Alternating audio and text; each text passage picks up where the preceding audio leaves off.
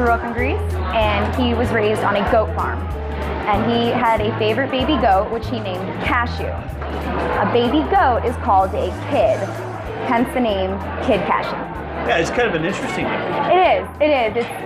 I think when you first hear it, it's a little wild sounding, but once you hear the story behind it, it totally makes sense. Oh, it makes sense because you got a little.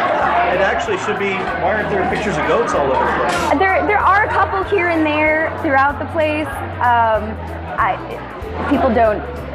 Some people inquire and they ask. Some people just kind of take it as a quirky name, you know.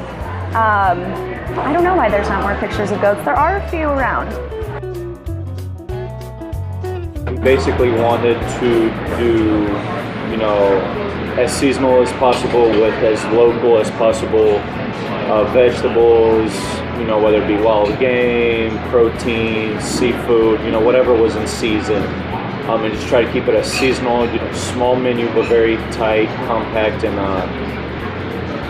very flavorful food. And that comes with my background on what I've done in the past, where the chef I worked with previously knew the seasons when the fruit, veggies were at their peak, when they were at their worst, when to stop using them, and I learned from him, and trying to bring that similar philosophy here to just let the veggies, the proteins, the fruit speak for themselves. How would I describe the food? I would describe the food as fresh, first and foremost. The fact that there is no walk-in freezer and there's no fryers, that everything is made pretty much as soon as we get it. The way our expo works, when a plate is ready, we don't even have heat lamps. When something's ready, it is brought straight to the table.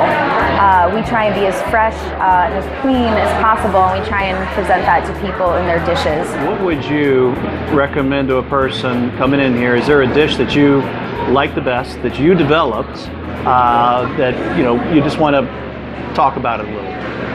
I mean, as far as menu development, for the most part, 90% of the menu came from myself with exterior help, but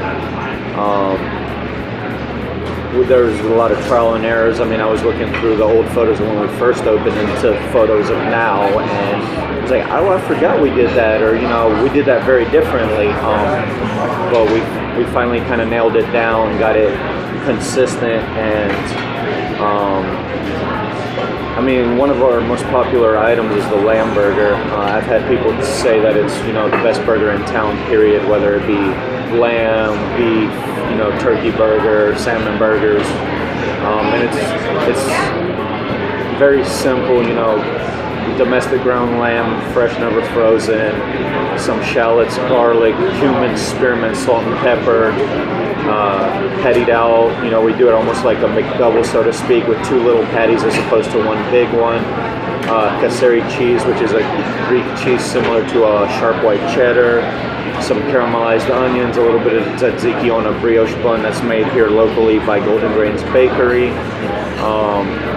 And then just a little bit of arugula for the lettuce on the sandwich, so simple items, but, just executed very carefully, and, that's, for someone to give you that kind of compliment, best burger in town, that's a very good feeling after putting hours and hours of testing it this way, testing it that way, oh, this is good, it can be better.